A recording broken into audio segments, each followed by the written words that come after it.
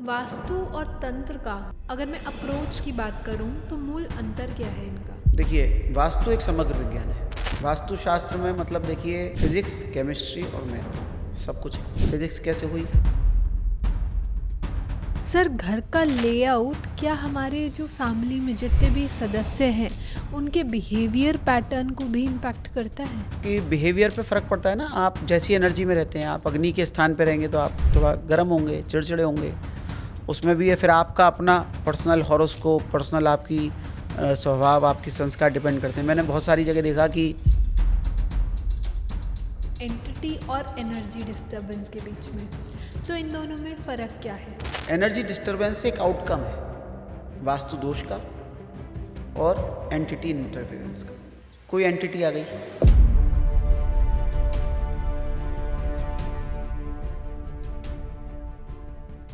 नमस्कार और स्वागत है आपका एक नए पॉडकास्ट एपिसोड के साथ। आज हम बात करने वाले हैं कि घर में हमें कभी ऐसा फील होता है कि बेवजह बेचैनी हो रही है। कभी भी पूरी नींद होने के बाद भी हमें ऐसा फील होता है कि बहुत ज़्यादा थकान है। घर में लड़ाई झगड़ा, नुकसान, किसी की हेल्थ को प्रॉब्लम और बहुत सारी ऐसी प्रॉब्लम्स हमारे सामने खड़ी हो जाती हैं। तो कुछ लोग कहते हैं कि वास्तु में दिक्कत है, कुछ लोग कहते हैं कि आपके ऊपर किसी ने क्रिया कराया है या कोई एनर्जी डिस्टर्बेंस है। तो आज हम जानेंगे कि वास्तु दोष या वास्तु में अगर कोई प्रॉब्लम आ रही है या फिर कोई इन्फ्लुएंस है किसी अलग एंटिटी का या हमारी घर की एनर्जी ही डिस्टर्बेंस है। तो ये तीन अलग अलग चीज़ें हैं, हालांकि कहीं ना कहीं इंटरकनेक्टेड हैं, लेकिन आज हम इन्हीं के बीच में डाइवर्सिफिकेशन, डिफरेंशिएशन जानेंगे कि हर प्रॉब्लम को वास्तु दोष से जोड़ देना क्या सही है, हर वास्तु प्रॉब्लम को सोशल मीडिया पे देखकर उसको डर बना लेना, तंत्र क्रिया हो रखी है आपके ऊपर, कोई ब्लैक मैजिक है, कोई एंटिटी का साया है, तो ये समझ लेना क्या ये हमारी समझदारी है या फिर भ्रम में जी रहे हैं। तो आज बहुत सारे भ्रम टूटने वाले हैं। आज हम इस पॉडकास्ट को डर से नहीं बल्कि लॉजिक से समझेंगे कि कैसे हम अपनी चीज़ों को आइडेंटिफाई कर सकें, अगर प्रॉब्लम तंत्र की है या फिर हम वास्तु की बात करें। तो इसी को समझाने के लिए हम वापस से जुड़े हैं एस्ट्रो वास्तु और स्वर विज्ञान के ज्ञाता हमारे अंकित जैन जी के साथ। तो चलिए सर से ही समझते हैं। वेलकम सर, कैसे हैं आप? नमस्ते, मैं अच्छा हूँ, आप कैसे हैं? बिल्कुल बढ़िया सर। और हम लोग हमेशा बात करते हैं वास्तु की, लेकिन आज मैं आपके लिए वास्तु के साथ साथ लाई हूँ तंत्र, एंटिटी डिस्टर्बेंस या हम कहें एनर्जी डिस्टर्बेंस का टॉपिक। तो सर, सबसे पहले मेरा यही सवाल है कि हर प्रॉब्लम को हम एंटिटी डिस्टर्बेंस या एनर्जी डिस्टर्बेंस क्यों मान लेते हैं, हालांकि वो वास्तु दोष भी हो सकता है। आज का आपका जो टॉपिक है वो थोड़ा एक बहुत थिन लाइन है। आपने जो उसमें तीन चीज़ें रख दी हैं कि एनर्जी डिस्टरबेंस, एंटिटी इंटरफेरेंस और वास्तु दोष। जी। देखिए, मैं ये मानता हूँ कि सारी चीज़ें हो सकती हैं, तीनों भी हो सकती हैं। अच्छा। लेकिन अगर वास्तु के पर्सपेक्टिव से कहूँ, मैं एक वास्तु कंसल्टेंट हूँ, तो अगर आपका वास्तु कमज़ोर है तो ये चीज़ें तीनों आपके घर में ऑलरेडी हो गई हैं। क्यों? अगर आपके घर में वास्तु दोष हुआ तो उससे एनर्जी डिस्टर्ब होगी, तो एनर्जी डिस्टर्बेंस हो गया। अब जब कमज़ोर वास्तु होता है, किसी के वास्तु शास्त्र में कोई नेगेटिव एंट्रेंसेस खुल जाती हैं, फ्लोर ऊंचे नीचे हो जाते हैं, ग्रेविटेशनल फोर्स डिस्टर्ब हो जाता है, क्योंकि वास्तु किस पे चलेगा? कॉस्मिक एनर्जी पे, मैग्नेटिक फील्ड्स पे, जी। स्लोप्स पे, ग्रेविटेशनल फोर्स पे। ये उसका एक्चुअली बेसिक प्रिंसिपल्स हैं, जो उसके पिलर्स हैं वास्तु के। वो ग्रेविटेशनल फोर्स है, वो मैग्नेटिक फील्ड है, वो कॉस्मिक एनर्जी है। लेकिन जहाँ एंटिटी वाली बात आती है तो वहाँ पर प्रवेश आता है सुपर नेचुरल चीज़ों का। जी। सुपर नेचुरल चीज़ें देवी देवता होते हैं, किसी के द्वारा प्रयोग की गई चीज़ें होती हैं। तो ये एक बहुत डिफरेंस कर पाना बड़ा मुश्किल होता है, कई बार हम लोगों के लिए भी बड़ी दिक्कत हो जाती है। लेकिन एक चीज़ मानते हैं हम, जो चीज़ दिख नहीं रही पहले उसको नहीं मानते, जो चीज़ दिख रही है पहले उसको मानते हैं। बिल्कुल सही। मैं इसका एक सबसे बड़ा आपको एग्जाम्पल यही कहता हूँ कि अगर आपको मन में ये लगता है कि हमारे किसी भी घर में जाकर कोई काम नहीं बन रहा, काम नहीं हो पा रहा, या आपके साथ परेशानियां चल रही हैं, हेल्थ इश्यूज आ रहे हैं, तो सबसे पहले तो आप उस चीज़ को देखोगे ना जो चीज़ आपको दिख सकती है। तो वास्तु के दोष आपको दिख सकते हैं। जी। भाई आपके घर में स्लोप ऊंचा है, नीचा है, कॉर्नर्स कटे हुए हैं, आपके घर में कलर बैलेंस इम्बैलेंस हो गए हैं, आपने गलत दिशाओं में गलत कलर का प्रयोग कर लिया है, हल्का वेट का मैनेजमेंट गलत किया हुआ है घर में, तो वो आपको वास्तु के माध्यम से दिखाई दे जाएगा। वास्तुशास्त्र इसी बात का विज्ञान है, वो आपको सारा बताता है कि आपने पांचों तत्वों का संतुलन अपने भवन में बिगाड़ दिया। लेकिन वास्तु भी ठीक कर दिया आपने, सारे दोष हटा दिए, फिर भी लग रहा है आपको। तो यहाँ पे फिर एक फैक्टर और रहता है, लैंड एनर्जी हम जिसको कहते हैं, क्योंकि कई बार लैंड एनर्जी कमज़ोर होती है, उसको लोगों ने एनर्जी इम्बैलेंस का नाम कह सकते हो आप, उसको आप एंटिटी कह सकते हो, क्योंकि वहाँ लैंड एनर्जी भी दिख नहीं रही किसी को। तो नई दिखने वाली चीज़ों को आप कुछ भी कह सकते हो। तो ये एक बहुत बड़े मिथक भी हैं कि कई बार मैंने देखा कि जब सारे हम उपाय कर लेते हैं फिर भी कोई रिजल्ट नहीं आता, तब हम एक बात ये मानते हैं कि ये इसका एक थर्मामीटर भी हो सकता है कि अब इसमें कोई भारी चीज़ों का इंटरफेरेंस है, या कई बार भूमि इतनी लैंड एनर्जी तो ठीक है, एनर्जी अच्छी है, लेकिन उसके ऊपर किसी ऊपरी हवाओं का प्रभाव है, तो उसकी वजह से वो प्रभाव हम उसको, कोई लोग उसको वास्तु दोष कहने लगते हैं। अलग अलग विद्या के ज्ञाता अलग अलग दृष्टिकोण से उसको देखते हैं। मैं वास्तु कंसल्टेंट हूँ, मैं उसको वास्तु की दृष्टि से देखूंगा। कोई तांत्रिक होंगे जो तंत्र विद्या आदि का, वो उसको एंटिटी वाले दृष्टिकोण से देखेंगे। तो एक बहुत थिन लाइन है इसमें। फिर भी मेरा ये होता है कि आप सबसे पहले वो चीज़ देखो जो आप अपनी आंखों से देख सकते हो, सबसे पहले उसको सुधारो। बिल्कुल सही। तो क्या हर नेगेटिव एक्सपीरियंस को नेगेटिव एनर्जी कहना, क्या ये सही होता है? नहीं, बिल्कुल सही नहीं है। हर नेगेटिव एक्सपीरियंस, देखिए इन सब चीज़ों के साथ भी एनर्जी डिस्टर्बेंस, एंटिटी इंटरफेरेंस और वास्तु दोष, इन सबसे भी पहले जो मैं मानता हूँ, हमेशा मैं आपको हमेशा अपने पॉडकास्ट में बोलता हूँ, कर्म सिद्धांत। जी। अगर आपका कर्म सिद्धांत है, देखिए एंटिटी कहाँ नहीं है, संसार में ऐसी कोई जगह नहीं है जहाँ किसी का मरण नहीं हुआ। बिल्कुल सही। भाई हर घर में जन्म और मरण होते हैं, और वहाँ पे भी कोई कष्ट के साथ भी अपना आयु पूरी करता है, कोई अचानक भी मृत्यु को प्राप्त होते हैं। तो ऐसी कोई जगह नहीं है संसार में कि आप जहाँ पे किसी का मरण नहीं हुआ हो, तो वहाँ पे एंटिटी होंगी।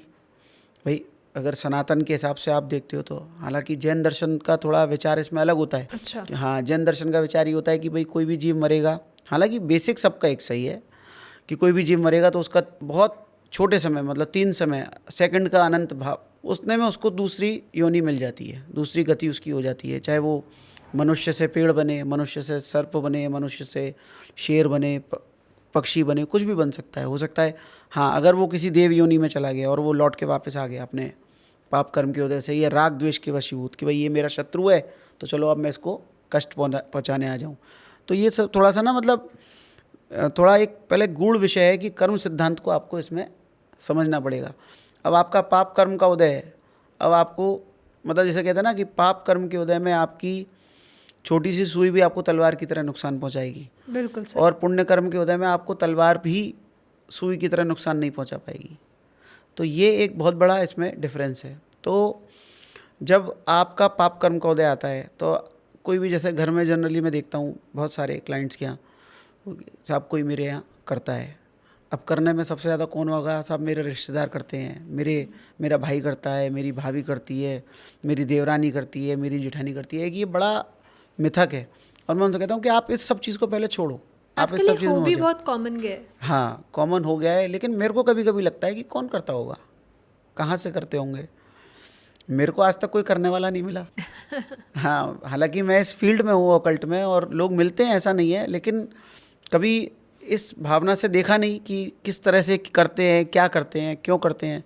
देखिए, कोई लोग पैसे के लिए कुछ भी कर सकते हैं, संसार ऐसा ही है आजकल। बिल्कुल। लेकिन मैं पहले उनको ये समझाता हूँ कि अगर आप अपने मन में यही मान के बैठे हो कि मेरे भाई ने, मेरे परिवारीजन ने, मेरे रिश्तेदार ने कुछ कर दिया है, तो पहले अपने इस मन के वहम को निकाल दो। पहले आप अपने घर के वास्तु दोष देखो, और करने वाले तो पता नहीं क्या क्या कर सकते हैं। अगर उसको करना ही है तो वो परेशान करने के लिए क्यों करेगा, वो आपको मारने के लिए नहीं कर देगा सीधे। तो ये सब बातें थोड़ा सा इसको साइडलाइन रखें पहले, एंटाइटी वाली। हाँ, कुछ चीज़ें ऐसी होती हैं जो वास्तु में हमने देखा है कि वो घर में बसी होती हैं, उनका स्थान होता है, तो वो आपको थोड़ा परेशान इसलिए करती हैं। वो परेशान करती हैं या नहीं करती हैं ये कह पाना बड़ा मुश्किल है, लेकिन चूंकि उस एनर्जी का प्रभाव रहता है घर में। जैसे अगर आपके घर में भट्टी चल रही है, भट्टी तो आपको नहीं जला रही, लेकिन उसकी गर्मी तो आपको लगेगी, उसका तप आपको लगेगा, है ना। सूरज है, जैसी उसका प्रकृति का नियम है, वो उसी गति से चल रहा है। अब इस समय हमको बहुत गर्मी लग रही है, ठीक है ना, तो इसमें सूरज हमें जला नहीं रहा, इस समय उसका टेम्परेचर इतना हाई है कि वो हम लोगों को जला रहा है। तो ऐसे ही जो एंटिटीज़ होती हैं, जो दैवीय शक्तियाँ होती हैं, उनका विक्रियक शरीर होता है और उनकी ऊर्जाएं अपने आप में बहुत तेज होती हैं। तो उस ऊर्जा को झेल पाना मानव शरीर के लिए संभव नहीं होता, तो उसके कुछ दुष्परिणाम आने लगते हैं। वो दुष्परिणामों को अब हम ये कहने लगते हैं कि फलाने देवता ने हमारे साथ ऐसा कुछ कर दिया, फलानी देवी ने हमारे साथ कुछ ऐसा कोई। हाँ, ये होता है कि कई बार कोई आपका पूर्व भव का बैरी, शत्रु, यहाँ कर्म सिद्धांत फिर वापस लौट के आ गया। आपने पहले किसी को कष्ट दिया था, वो शायद लौट के इस भव में आपसे अपने पाप का, बैर का बदला लेने आपसे आ गया है। तो मैं सबसे पहला मेरा इसमें ये रहता है कि पहले आप वास्तु दोष, क्योंकि मैं वास्तु कंसल्टेंट हूँ, हम पहले अपनी एनर्जी, एक प्रोटेक्टेड एनर्जी का काम करता है वास्तु जी। वो आपकी एक शील्ड है कि भाई आपके आसपास कोई आने वाला है, कोई एनर्जीज आपके आसपास हैं, या आपके पाप कर्म के उदय में भी वो वास्तु आपकी कुछ हद तक मदद करता है। वो आपके पिछले पुण्य कर्म अट्रैक्ट करने लगता है, तो वो आपके पाप कर्म यहाँ पे नलीफाइड करने लगता है। ओके। तो पहला तो काम करेंगे वास्तु का करते हैं। दूसरा, फिर हम उनसे क्षमा याचना कराते हैं कि भाई आपका पाप कर्म का उदय है, इसलिए तो आपको ये कष्ट झेलना पड़ रहा है। देखो, जब कहते हैं ना कि किसी के पाप कर्म का उदय हो तो उसको हाथी पे बैठे व्यक्ति पे भी को भी कुत्ता काट जाता है। बिल्कुल सही। और पुण्य कर्म का उदय आए तो भूत पानी भरते हैं। सुना है आपने कि भाई उसके लिए तो भूत पानी भरते हैं जी। तो भूत पानी कैसे भर रहे हैं? कि भूतों को क्या पैसा दिया है? नहीं दिया, वो पुण्य कर्म के उदय से। तो ये सारा कर्म सिद्धांत का बेस है। तो सबसे पहले तो उसमें यह है कि आप अपना कर्म सुधारें, अपनी भगवान से क्षमा याचना करें कि मैंने ऐसा क्या पाप किया कि कोई भी मुझे एंटिटी भी कष्ट दे पा रही है, जो चीज़ दिख नहीं रही वो भी कष्ट दे पा रही है, जो दिख रहे हैं वो तो दे ही रहे हैं। हर घर में, हर परिवारों में देखिए झगड़े भी हैं, लेन देन के विवाद भी हैं, और परिवार में आपस में भी हैं। इसके अलावा जब पूर्वोपार्जित पाप कर्म का उदय होता है तो अपने बच्चे, अपनी संतान, ये सब भी कष्ट देने पड़ते हैं। धर्म और फाइनेंशियल परेशानियां भी हैं, अभाव भी हैं। तो ये सब चीज़ों को देखते हुए सबसे पहला मेरा ये रहता है कि आप वास्तु दोष सुधारें, अपने कर्मों के लिए क्षमा याचना करें कि भगवान पाप कर्म उदय में आया तो कोई भी मुझे कष्ट दे के जा रहा है। वास्तु और तंत्र का मूल, अगर मैं अप्रोच की बात करूं तो मूल अंतर क्या है इनका? देखिए, वास्तु एक समग्र विज्ञान है। वास्तु शास्त्र में मतलब देखिए, फिजिक्स, केमिस्ट्री और मैथ सब कुछ है। फिजिक्स कैसे हुई? सारा फिजिक्स ही ना, हम दीवार ऊंची करना, कोण देखते हैं हम, जो कोण मैथ में आप ट्रिग्नोमेट्री में पढ़ते हैं वो कोण देखते हैं। जी। फिर फिजिक्स देखते हैं कि कोई दीवार ऊंची हो रही है, टेढ़ी हो रही है, भौतिक विज्ञान की बात है ये।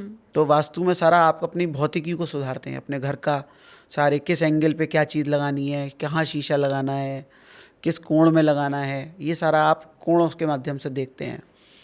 और केमिस्ट्री, उसके अंदर भी फिर भूमि की ऊर्जा कैसी है, तो मिट्टी की केमिस्ट्री कैसी है, मिट्टी का कंपोजिशन क्या है, उसमें कितना सल्फर है, उसमें कितना कैल्शियम है, उसमें कितना मतलब ये सारी चीज़ें हैं, मिनरल्स हैं जितने हैं, क्योंकि जितने ज़्यादा मिनरल्स होंगे उतनी भूमि ऊर्जावान होगी और उतनी उपजाऊ भी होगी। तो उपजाऊ भूमि अपने आप में सकारात्मक ऊर्जा का कारक मानी जाती है। जिसमें उपजाऊपन है, बंजर भूमि पे कोई निवास नहीं करना चाहता, क्योंकि बंजर भूमि पे ना तो जल होता है, ना खेती होती है, तो मानव जीवन उस पर नहीं चल सकता है।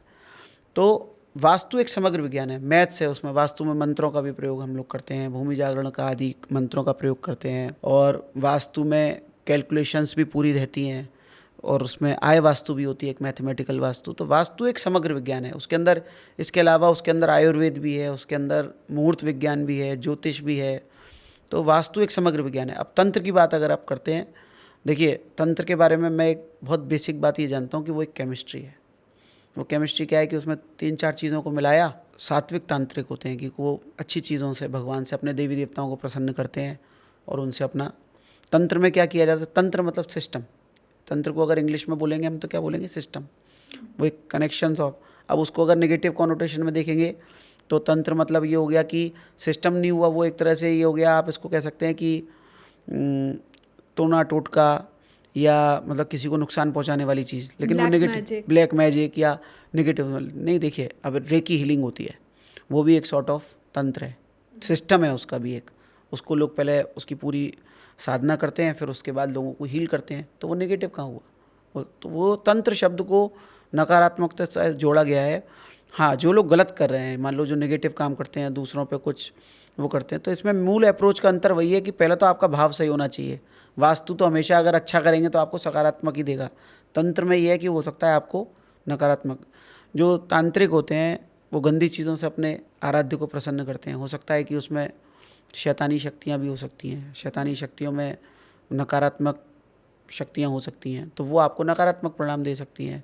गंदी चीज़ों की बलि आदि दे के भी करते हैं। तो देखिए ये उसका फ़र्क बहुत माइनर है, और मैं कहूँगा कि तंत्र एक वास्तु का पार्ट है। अच्छा। वास्तु विद्या एक बहुत बड़ी समग्र विद्या है। वास्तु को केवल अगर दीवारों से जोड़ेंगे तो एक अलग बात है, लेकिन देखा जाए तो सभी कुछ वास्तु का एक पार्ट है। मतलब इसको लोग कह सकते हैं कि आप वास्तु कंसल्टेंट हो तो इसलिए आप कह रहे हो, लेकिन वास्तुशास्त्र में देखिए वृक्ष विज्ञान आता है, जड़ तंत्र आता है, रसायन विज्ञान उसमें आता है, क्योंकि पारा आदि का प्रयोग वास्तु में बहुत किया जाता है। अब इसको आयुर्वेद वाले लोग इसको आयुर्वेद से जोड़ सकते हैं कि आयुर्वेद को भी आप समग्र मान सकते हो, वास्तु उसका एक पार्ट है। ज्योतिष वाले कहेंगे कि ज्योतिष का ही एक छोटा पार्ट है वास्तु। तो मैं मानता हूँ कि वास्तुशास्त्र में हम समग्र चीज़ों को अगर जोड़ते हैं तो वास्तुशास्त्र का एक पार्ट है तंत्र, जिसमें एक बहुत छोटा तंत्र में के माध्यम से आप भूमि की ऊर्जा को बढ़ा सकते हैं। यहाँ संबंध थोड़ा सा भूमि से रहेगा, और तंत्र में सारा संबंध व्यक्ति की पर्सनल इंडिविजुअल एनर्जी से। तो सर ऐसे कॉमन साइंस होते हैं जिसकी वजह से, अगर मैं कहूँ वास्तु दोष, ऐसे कॉमन वास्तु दोष जिसकी वजह से घर में बहुत ज़्यादा रेस्टलेसनेस हो रही है, थकावट बनी रहती है, हैवीनेस हो रही है, मन बेचैन रहता है, तो वो क्या हाँ, होगा? मेरे को याद आ गया अपने वास्तु दोष में हमने एक बार फेटिक पे और हैवीनेस पे, इस बात पे, लेजीनेस पे एक अपन ने पॉडकास्ट किया था पहले। बिल्कुल। देखिए जो बॉडी में जो ऊर्जा का स्थान होता है वो नॉर्थ ईस्ट से ईस्ट के बीच होता है। ऊर्जा सारी शरीर को कहाँ से मिल रही है? सूर्य देवता से। जी। तो जो सुबह का समय है 7 बजे, मतलब 5 बजे से लेके ब्रह्म मुहूर्त से लेके 9 बजे तक, वो जो ऊर्जा आती है सूर्य की, वो सबसे ज़्यादा हमें ऊर्जा देने वाली दिशा होती है। इसीलिए ईस्ट नॉर्थ ईस्ट को रिक्रिएशनल एनर्जी की दिशा भी माना जाता है। बिल्कुल। तो जब वो दिशा आपकी कमज़ोर होगी घर में, तब आपको इस तरह के इफ़ेक्ट मिलेंगे। ये वास्तु की बात है। अच्छा। दूसरा, जब कोई ऊपरी हवाओं का प्रभाव घर में होता है, एंटिटी का प्रभाव होता है, तो वो एक तरह से आपका वहाँ पे अपनी एनर्जी कमज़ोर होती है और उनकी एनर्जी के अनुरूप आपको चलना पड़ता है। वो एक तरह से आप उनके कठपुतली बन जाते हो और साइलेंटली वो आपको कहीं ना कहीं अफेक्ट कर रही होते हैं। बिल्कुल। मैं आपको एक बहुत बेसिक बात बताता हूँ। देखिए जितना भी आपके आसपास एनवायरनमेंट है, जैसे आप एसी में बैठे हो तो ये ठंडी हवा लग रही है आपको, तो आप यहाँ से जब बाहर निकलोगे, एक एसी रूम से बाहर निकलते हो, तो आपको कुछ क्षण के लिए गर्मी लगती है और वो ठंडक आपकी बॉडी में बसी हुई होती है। आप छू के देखोगे अपनी बॉडी को तो आपको लगेगा ठंडी है, और बाहर निकलोगे फिर थोड़ी देर बाद वो नॉर्मल हो जाएगी। तो ऐसे ही ये सारी एनर्जीज़, चाहे वो वास्तु की एनर्जीज़ हों, देवीय शक्तियाँ हों, घर में एंटिटीज़ हों, उस स्थान के पुराने देवता हों, या उनके या लैंड एनर्जीज़ हों, ये आपकी बॉडी में बस जाती हैं। तो जनरली हमने ये भी देखा कि हमने घर बदलवा दिया तो उस घर की जो प्रॉब्लम्स थी वो अभी साल 6 महीने तक ख़त्म ही नहीं होती। अच्छा। क्योंकि आप घर को छोड़ देते हो, घर आपको नहीं छोड़ता है। तो वो एनर्जीज़ बॉडी में बस जाती हैं। उनको निकालना, उसके लिए फिर हम बहुत सारी चीज़ें उसारे कराते हैं, पानी अलग अलग जल से नहलवाते हैं, और तो वो एक बड़ा ऐसी चीज़ है कि वो एनर्जीज़ आपके बॉडी में बसती हैं। अब उसको डिफ्रेंशिएट कर पाना या बाइफरकेट कर पाना बड़ा कठिन होता है। तो एनर्जी ड्रेन आपकी कब तक होती रहेगी वो डिपेंड करेगा कि आपके शरीर में किस तरह की एनर्जी बसी है। और इसके अलावा हेल्थ के रीज़न भी होते हैं। मैं कहता हूँ केवल पहले वास्तु के चक्कर में ना पड़े, ना वास्तु, ना एनर्जी, ना एंटिटी। सबसे पहले आप अपने डॉक्टर को दिखाएं। अगर आपको हैवीनेस है, बीमारी है, तकलीफ है, हो सकता है कि उस एनर्जी के प्रभाव से आपके शरीर में कोई बीमारी ने जन्म ले लिया हो, कोई इफेक्ट आ गया हो, तो उसको पहले आप अपना दवाई लें, बेसिक लें, और फिर उसके बाद में आप अपना वास्तु आदि का कार्य करें। बिल्कुल। सर घर का लेआउट क्या हमारे जो फैमिली में जितने भी सदस्य हैं उनके बिहेवियर पैटर्न को भी इम्पैक्ट करता है? नहीं, लेआउट तो देखिए वास्तु तो बात ही लेआउट की करता है। हमारे पास तो कोई भी अगर क्वेरी भी आती है तो कहता है पहले आप अपना लेआउट भेजिए। तो यहाँ लेआउट से बिहेवियर का बहुत बड़ा फ़र्क पड़ता है। हमने शायद एक बार एक पॉडकास्ट पे किया था कि फैमिली में किसकी चलेगी। हाँ हमने किया था और मेरा बड़ा अच्छा चला था, लोगों ने बड़ा देखा था वो पॉडकास्ट। कि क्योंकि बिहेवियर पे फ़र्क पड़ता है ना। आप जैसी एनर्जी में रहते हैं, आप अग्नि के स्थान पे रहेंगे तो आप थोड़ा गर्म होंगे, चिड़चिड़े होंगे। उसमें भी है फिर आपका अपना पर्सनल हॉरोस्कोप, पर्सनल आपकी स्वभाव, आपकी संस्कार डिपेंड करते हैं। मैंने बहुत सारी जगह देखा कि अग्नि स्थान पे कोई सो रहा है। कुछ लोग तो ऐसे मिलते हैं कि जो अग्नि पे सो रहे हैं बड़े डायनामिक और बड़े गर्म होते हैं, मतलब बड़ी जल्दी गुस्सा हो जाना और हावी हो जाना, चीखने चिल्लाने लग जाना। कुछ लोग बड़े इस तरह के होते हैं कि वो कह तो पाते नहीं किसी से कुछ, लेकिन वो अपने अंदर ही अंदर जलते रहते हैं, मतलब अग्नि उनको अंदर से खा रही होती है, वो चिड़चिड़ापन हो जाता है, इरिटेशन होता है, सोचा विचारी ज़्यादा करने लगते हैं। तो वो एक हर चीज़ हर एक पे अप्लाई नहीं है एक सी। तो बिहेवियरल पैटर्न मैंने आपको बताया ना, अग्नि का स्थान है। अब जल के स्थान पे आप आ जाइए, तो जल के स्थान से क्या होगा कि वो ज़्यादा ही ठंडे हो जाएंगे। और तो मैंने इसमें बहुत तरह के लोग देखे, किसी किसी को तो बहुत कफ हो जाता है। नॉर्थ ईस्ट स्थान होता है जो जल का स्थान होता है, तो बच्चों के लिए अच्छा मानते हैं, बड़े बुजुर्गों के लिए अच्छा मानते हैं। तो अगर उस जगह पे बच्चे सो रहे हैं तो देखने में आता है बच्चों को कफ बना रहता है कई बार। और बहुत सारी जगह ऐसा देखा कि जो उनको उतना मेहनत करनी चाहिए, जोश से आना चाहिए, जहाँ जितनी एनर्जी की जरूरत है उतनी एनर्जी नहीं लगा रहे, क्योंकि क्या है ना, वो ठंडे हो गए। हाँ। उनके अंदर अग्नि थोड़ी शांत हो गई है। जल स्थान पर सोते सोते वो हमेशा कूल काम ही रहते हैं, या हमेशा ज्ञान की बात में रहते हैं, या फिर हमेशा मतलब अपने अपने में रहते हैं, क्योंकि उनका अपना विज़न फोकस अलग अलग हो जाता है। तो ये एक अलग अलग बिहेवियरल पैटर्न अपनी अपनी कुंडली के आधार पर भी डिपेंड करता है। तो हम लोग जनरली इसमें यही करते हैं कि कुंडली आपकी वास्तु से क्या प्रिंसिपल कहता है कि जैसे गृह स्वामी है, अगर छोटा बच्चा है उसको हम साउथ वेस्ट नहीं दे सकते, लेकिन फिर भी अगर वो पढ़ाई में ऐसी लाइन में जा रहा है जहाँ वो स्किल्स या जहाँ वो वर्किंग अपने हाथ से करने वाला है, या उसकी कुंडली में राहु केतु अच्छा स्थान रखते हैं, तो हम उनको साउथ वेस्ट पे भी स्थान दे देते हैं। अच्छा। तो कुंडली से अलाइन करते हुए, वास्तु के प्रिंसिपल को साथ में लेते हुए और उसकी वर्तमान आवश्यकताओं को जोड़ते हुए फिर अपन उनका बिहेवियरल पैटर्न बनाने के लिए लेआउट में उनको स्थान देते हैं। ओके। तो सर एक अभी हमने वास्तु की बात करी, अब बात करते हैं एंटिटी और एनर्जी डिस्टर्बेंस के बीच में। तो इन दोनों में फ़र्क क्या है? इसमें फ़र्क बहुत बड़ा है। तीनों में फ़र्क क्या है? एनर्जी डिस्टर्बेंस एक आउटकम है वास्तु दोष का और एंटिटी इंटरफेरेंस का। कोई एंटिटी आ गई, जैसे आपका कमरा बहुत बढ़िया था जी, अच्छा ठंडा था कमरा, एकदम से कोई आया बाहर से दरवाज़ा खोल के चला गया, तो आपके कमरे में एकदम से सारी ठंडक ख़त्म हो गई। तो ये क्या हो गया? एनर्जी डिस्टर्बेंस हो गई। कैसे हुई? दरवाज़ा खोलने से। तो दरवाज़ा खोलने से क्या आया? हो सकता है कोई एंटिटी आ गई हो। गर्म हवा को आप एंटिटी का रूप समझ सकते हैं। या मान लीजिए अचानक से लाइट चली गई, तो अब ये वास्तु दोष हो गया मान लीजिए। तो आपका एसी बंद हो गया, फिर आपके में एनर्जी डिस्टर्बेंस हो गई। तो एक एनर्जी डिस्टर्बेंस तो बहुत सारे फैक्टर से हो सकती है। एक छोटी सी चीज़ भी, एक शीशा लगा के भी लोग अपने घर की एनर्जी को डिस्टर्ब कर लेते हैं। अच्छा। हाँ, जैसे अगर आपका घर बहुत बढ़िया बनाया, सारा वास्तु से बनाया आपने, आर्किटेक्ट ने आपके अच्छा नक्शा वास्तु से बना दिया, अब आपने एक इंटीरियर हायर किया, इंटीरियर ने सारे कलर उल्टे सीधे बनाए, सारी शेप्स उल्टी सीधी बनाई, मिरर सारे गलत जगह लगा दिए, कलर थीम बदल दिए, पौधे गलत जगह लगा दिए, तो क्या हुआ? आपका सारा एनर्जी डिस्टर्बेंस हो गया। अब एनर्जी डिस्टर्बेंस करने के तो 100 माध्यम है, अकेले एंटिटी नहीं है, लैंड एनर्जी भी नहीं है, वास्तु भी नहीं है। हाँ, ये लोग अपना ये चीज़ें अपना अपना प्रोटेक्शन कर सकती हैं।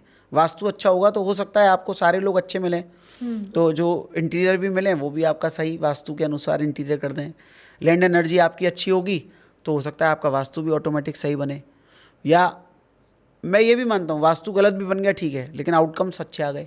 जैसे एक बिल्डर है, बिल्डर ने कोई ज़मीन खरीदी और उसकी एनर्जी बहुत अच्छी थी जी। और उसने वास्तु से विपरीत घर बनाए उस पर, लेकिन एनर्जी अच्छी थी, घर बिक गए। जिन जिन को दुख भोगना था वो वास्तु खराब वास्तु में आ गए रहने। देखिए निमित्त है ना वास्तु, जिसके जीवन में कष्ट आने वाले थे, और उसने इतने सुंदर घर मैंने देखे कि बिल्डर्स लोगों ने इतने सुंदर सुंदर घर बना रखे हैं, लेकिन वास्तु के बिल्कुल विपरीत उनको कहते हैं, लेकिन लोग उसमें आ रहे हैं, रह रहे हैं, और 2-2 5-5 साल तक कोई नेगेटिव इफ़ेक्ट्स नहीं है। तब आप उसको क्या कहोगे? अब आप उसको क्या कहोगे कि वास्तु दोष है या ये है? तो लैंड एनर्जी बहुत अच्छी होती है और बिक भी गए। अब फिर जीवन में कष्ट जब आना होता है तो वो फिर वास्तु धीरे धीरे करके अट्रैक्ट कर लेता है उनका। वास्तु के इफेक्ट तुरंत नहीं आते। मतलब ये मतलब सभी के लिए मैसेज भी होना चाहिए कि आप वास्तु जिसमें आप रह रहे हो उसमें नकारात्मक परिणाम भी एकदम नहीं आते।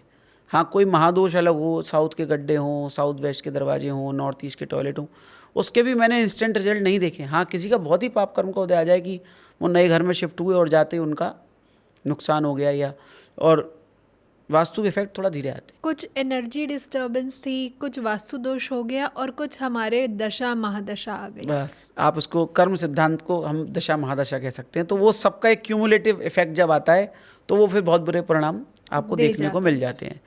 तो कभी भी हम इस चीज़ को ऐसा नहीं मानते कि वास्तु ने आपका ख़राब कर दिया, या वो सब चीज़ों को एक जॉइंट उसमें देखना पड़ेगा, एक पूरी पिक्चर में देखना पड़ेगा। जी। तब आप समग्र रूप से निकाल पाएंगे कि ये एनर्जी डिस्टरबेंस क्यों हुआ, किस रीज़न से हुआ।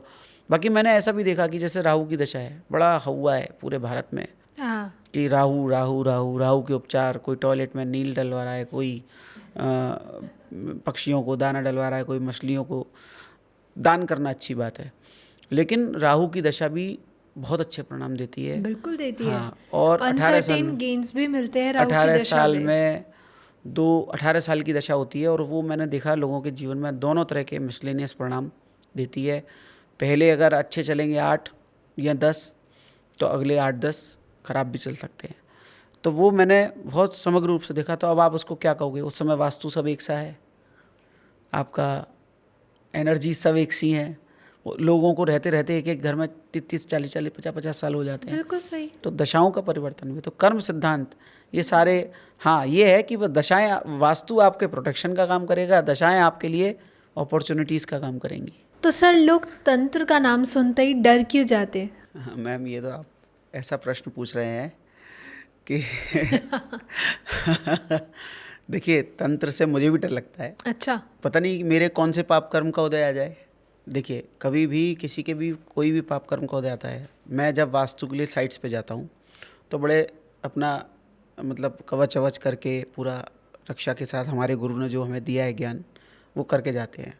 क्योंकि देखिए, पाप कर्म उदय में कब आ जाए, कहाँ पे आपके साथ क्या दुर्घटना हो जाए, क्या अप्रिय घटना हो जाए, ये पता नहीं है। जी। अब कोई आपके लिए ज़बरदस्ती करने ही कोई कुछ बैठा है, तंत्र करने ही बैठा है, और मैं कहता हूँ आपको डरना भी चाहिए, जिससे कम से कम आप तो नहीं करोगे ये सब चीज़ें। सही बात है। एज अ वास्तु कंसल्टेंट मैं तो ये कहूँगा कि ना तो आप खुद करें, ना किसी पे कराएं, और डरने में कोई दिक्कत नहीं है, आप डरिए इससे, लेकिन अपनी सुरक्षा के लिए सुरक्षा कवच बनाइए। और उसके लिए हम लोग वज्र पंजर सुरक्षा कवच है, डॉक्टर राजेंद्र जी ने उसका पूरा एक वीडियो बनाया था, मेरे गुरु ने, तो आप उसको यूट्यूब पे देख सकते हैं। उससे अगर आप करते हैं तो बहुत जल्दी आपके ऊपर तंत्र का प्रयोग भी नहीं होता है। बाकी आप अपने ईष्ट और आराध्य की जाप करें तो उससे आपको डरने की कोई आवश्यकता नहीं पड़े। इसके अलावा आप क्रिस्टल्स आदि पहन के भी, रुद्राक्ष धारण करके, क्रिस्टल्स पहन के, इससे अपनी प्रोटेक्शन भी कर सकते हैं। आजकल बहुत सारे क्रिस्टल्स के ब्रासलेट और ये रुद्राक्ष और गले में पहनने के, ये सारी चीज़ें आजकल आपको बहुत सारी मिल सकती हैं, तो उसको पहन के आप अपनी प्रोटेक्शन कर सकते हैं। तो सर, ऐसे कौन से साइंस हैं जिनको लाइटली बिल्कुल नहीं लेना चाहिए, प्रॉपर इन्वेस्टिगेशन करानी चाहिए? देखिए, इसमें सबके लिए बहुत सारे सब्जेक्टिव होते हैं, लेकिन मैंने वास्तु में जब इस तरह की चीज़ों का प्रभाव होता है, देखा मैंने कि जैसे मान लीजिए किसी ने कोई क्रिया की किसी के घर के लिए, कई बार ऐसा होता है कि आपका पड़ोसी आपसे चिढ़ रहा होता है कि आपका घर कैसे बन रहा है, इतना सुंदर, कितना बढ़िया कैसे बन रहा है, या वो शायद उसकी स्थिति ना हो। फिर लोग आजकल अपने कहते हैं ना कि वो अपने दुख से दुखी नहीं है, दूसरे के सुख से दुखी ज़्यादा है। तो ऐसा मेरे साथ कई साइटों पे हुआ है कि साइट चल रही थी बढ़िया, और पड़ोसी पहले तो रोज़ चिक चिक करते थे, फिर चिक चिक तो बंद हो गई मान लो, लेकिन फिर शायद कुछ ऐसा किया कि कहीं पे कोई जीव मरे हुए मिले, कहीं पे कोई नींबू सिंदूर आदि गंदी चीज़ें मिली, या कुछ कराने की कोशिश की, तो उसमें सबसे पहला साइन जो आता है ना, आग लगती है। अच्छा। हाँ, या आपके जो कर्मचारी लेबर होते हैं वो पूरी भाग जाती है। ओके। हाँ, और उसमें वास्तु का कहीं ना कहीं इन्वॉल्वमेंट होगा, मतलब सारे निमित्त एक साथ जुड़ेंगे। एनर्जीज जब आपके ऊपर, एंटिटीज़ जब आपके ऊपर हावी होंगी, जब आपका वास्तु भी कहीं ना कहीं आपकी प्रोटेक्शन कमज़ोर होगी। मतलब वास्तु अगर अच्छा होता तो कोई कुछ भी करता रहे, कोई कुछ भी फेंकता रहे। तो हम लोग जनरली जब भी वास्तु की, मतलब मेरी भी जितने भी प्रोजेक्ट्स हैं, तो मैं जब भी जाता हूँ तो वहाँ दिग्वंदना करता हूँ पीली सरसों के माध्यम से, कि शायद किसी की कुछ दृष्टि से ही कुछ हो जाए, या कोई क्या भावना से आपका देख रहा है, किस भावना से आया है उस साइड पे, तो वो एनर्जी किसी भी तरीके से डिस्टर्बेंस हो सकती है। तो ये एक सिंपल साइन है कि जब अगर किसी ने कुछ किया है तो सबसे पहले आपके मेन बोर्ड में या आपके घर में आग जरूर लगेगी। अच्छा। वो जलती हुई चीज़ आती है एक तरह से, और वो जाके आपके उस स्थान को जलाती है। तो क्या डाउजिंग और असेसमेंट मेथड इसमें मदद करते हैं? डाउजिंग तो असेसमेंट का सबसे बड़ा तरीका है। डाउजिंग मतलब कॉपर रॉड डाउजिंग है, पेंडुलम डाउजिंग है, और स्वर विज्ञान, ये जो हमारा एक विद्या है, सबसे अच्छी मैं कहता हूँ डाउजिंग। बिल्कुल इससे सही। अच्छी विद्या संसार में कोई होगी नहीं, कि आपको किसी टूल की ज़रूरत नहीं होती, और स्वर के माध्यम से मेरे को एनालिसिस करने में बहुत आसानी होती है। अच्छा। हाँ, स्वर से जब जाते हैं, स्वर चेक किया, इवन दूर से भी कर लेते हैं लोग। फ़ोन पे पूछते हैं तो फ़ोन पे ही बहुत सारी बातें पता चल जाती हैं, या कभी किसी विजिट के लिए फ़ोन आता है तो निकलने वाले होते हैं तो स्वर चेक किया तो पता चल जाता है कि वहाँ लगभग प्रॉब्लम मिलने वाली है, कि सुपर नेचुरल मिलने वाली है या वास्तु की मिलने वाली है, और ये डिफ्रेंशिएट हो जाता है। अच्छा। हाँ, अगर जैसे आकाश तत्व महसूस होता है तो हम समझते हैं कि कोई सुपर नेचुरल या भारी प्रकोप है कोई, और अगर कभी वायु तत्व आ रहा है या ये, तो उससे पता चलता है कि किस दिशा में दोष होने वाले हैं। हर तत्व हर दिशा का रिप्रेजेंटेशन करता है, तो कई बार लोगों के शब्दों से पता चल जाता है। अच्छा। उन्होंने कहा कि अरे मेरे साथ ऐसा हो रहा है कि मैं 3 महीने कमा पाता हूँ और फिर 9 महीने में गंवा देता हूँ सारा, तो मतलब अर्थ एलिमेंट कमज़ोर हो गया, अनस्टेबिलिटी हो गई, है ना, कि भाई आप अप डाउन का आपका सिनेरियो चल रहा है। कुछ लोग ऐसे होते हैं कि बहुत धीमी गति से चल रहा है मेरा, तो इसका मतलब पृथ्वी तत्व बहुत ज़्यादा हो गया है। धीमी गति किसकी है? पृथ्वी की। जल की तो तेज प्रवाह है, इसका मतलब जल तत्व भी कमज़ोर है कि प्रवाह नहीं है, गति नहीं है। तो उसमें कहीं वायु का भी रोल है, कहीं जल का भी है, तो उससे एक बेसिक आइडिया दिमाग में आने लगता है, आ जाता है। इसको मैं इंट्यूशन पावर भी कह सकता हूँ कि वो समय के साथ साथ स्वर विज्ञानी होने के नाते डेवलप हो जाती है। तो डाउजिंग आपका टूल है सबसे अच्छा। डाउजिंग में तरीका आपका स्वर है, कॉपर रॉड डाउजिंग है, पेंडुलम है, वो आपकी मदद करती है। डाउजिंग के माध्यम से ज़मीन में छुपी हुई चीज़ों को ढूंढा जा सकता है, एनर्जीज टैक हो जाती हैं। कॉपर रॉड से तो दोनों ही चीज़ें पता चलती हैं, लैंड एनर्जी भी पता चलती है और एंटिटीज़ भी पता चलती हैं। जी बिल्कुल। तो सर, जैसे आपने कहा कि घर की प्रोटेक्शन करनी चाहिए, तो कैसे प्रोटेक्ट करें? क्या कोई डेली ऐसी प्रैक्टिसेस हैं जिसकी मदद से हम अपने घर को और प्रोटेक्ट कर सकें? देखिए, मेरे साथ अभी एक केस हुआ, एक एग्जाम्पल मैं बताता हूँ आपको। जी। मैं किसी एक आगरा के ग्रुप का काम करता हूँ, तो वहाँ पर क्या हो रहा था कि मतलब सब कुछ अच्छा चल रहा था, लेकिन आए दिन कुछ ना कुछ घटनाएं हो रही थी। कभी जैसे किसी के हाथ में लगना, उनके व्यापारिक स्थल, जैसे उनका एक मॉल है, उसमें कभी बच्चे का हाथ आ जाना अंदर, किसी के पैर में लग जाना, किसी को करंट लग जाना, इस तरह की घटनाएं हो रही थी। तो हमें एक पेठा थेरेपी भी करवाते हैं वास्तु में, कि जो भाई मैं रोज़ रोज़ नहीं जा सकता, वो भी सारे लोग, हर कोई रोज़ रोज़ सब तरह की चीज़ें नहीं कर सकते, तो एक पेठा थेरेपी होती है, उसमें पेठा टांग दिया जाता है रस्सी से, एक छीका बनाकर। तो उसमें कोई भी अगर भारी नेगेटिव एनर्जी या नज़र दोष आदि कुछ होता है तो वो पेठा अपना उसमें एब्जॉर्ब कर लेता है और वो एनर्जीज क्लीन होती रहती हैं वहाँ की। एज वो एक तरह से एब्जॉर्बेंट का काम करता है। तो वो पेठा आप समझिए कि हर 2-2 3-3 दिन में ख़राब हो रहा था, जबकि उसकी लाइफ होती है 2-2 महीने। मतलब ऐसा भी हुआ कि वो पेठा हमने, जैसे 2 पेठे आ गए एक साथ, एक लगा दिया और एक रख लिया कि चलो आगे काम आ जाएगा, या कभी ख़राब निकल जाता है एक तो हम ख़राब वाला नहीं लगाते, सही वाला लगाते हैं, इसलिए मंगाते भी 2 हैं, कई बार कटा हुआ चटका हुआ निकल जाता है। तो जो जो रख रखा था पेठा वो तो सही रखा हुआ था बिल्कुल, मतलब दोनों का टाइम है, और जो टंगा हुआ था पेठा वो इतना सड़ गया, ऐसा बदबू आ रही थी, चूहा मरे किसी जैसे। तो आप सोचो कि भाई वो खुद आश्चर्य करे कि बोले ये पेठा अभी रखा है और ये भी टंगा है, और उसको तो बल्कि ज़्यादा हवा लग रही है, उसको तो बिल्कुल हवा भी नहीं लग रही है, और वो बिल्कुल सही सलामत रखा है और वो वाला पेठा सड़ गया। तो वो एनर्जी एब्जॉर्बेंट का काम, चूँकि उस पर मंत्रों के माध्यम से, सिम्बल्स के माध्यम से कर दिया जाता है। तो ये सब करने के बाद प्रोटेक्शन के लिए फिर मैंने उनके यहाँ हवन का प्रोविज़न बिठाया कि भाई आप अपने यहाँ रोज़ हवन कराओ। उनके जो भी पंडित जी थे उनसे रोज़ हवन, उससे थोड़ी राहत हुई। फिर भी मतलब उतनी राहत नहीं हुई, फिर भी कोई एक आध घटनाक्रम छुटपुट होता रहा। तो फिर उसके लिए फिर हम लोग एक कीलन होती है क्रिया, कीलन रोज़मर्रा में अगर आप करेंगे तो फिर एक हवन इसके लिए एक बहुत अच्छा उपाय है।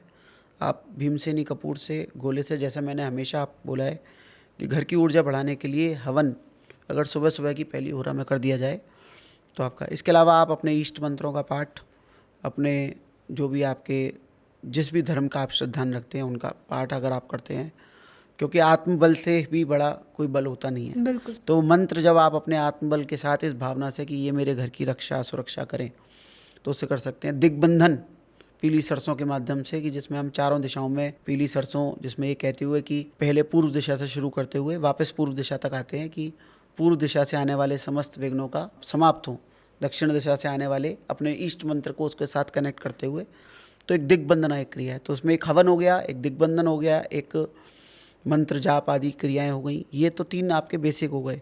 इसके अलावा अगर वास्तु के पॉइंट ऑफ व्यू से देखेंगे तो अरोमा डिफ्यूज़र आप लगाएंगे जैसे आजकल गुग्गल लुबान की कटोरियाँ भी आती हैं, वो भी जला सकते हैं, कप्स आते हैं।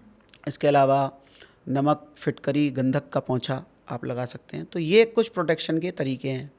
इसके अलावा बहुत से लोग वो जो टांगते हैं घोड़े की नाल और यंत्र, हम भी द्वार पे रक्षा के लिए लगाते हैं, गोमती चक्र के स्वास्तिक आदि लगाते हैं। ये सब चीज़ हो गई। फिर आखिरी शॉट जब होता है तो फिर कीलन होता है, वो कीलन किया जाता है चारों कॉर्नर्स पे। चारों कॉर्नर्स पे कीलन करते हैं। तो उससे इस वाले केस में भी मेरे साथ ये हुआ कि फिर मैंने उनकी सारी साइटों पे कीलन किया। कीलन के बाद ये घटना लगभग 6 महीने तक कोई फ़ोन ही नहीं आया फिर उनका। अच्छा।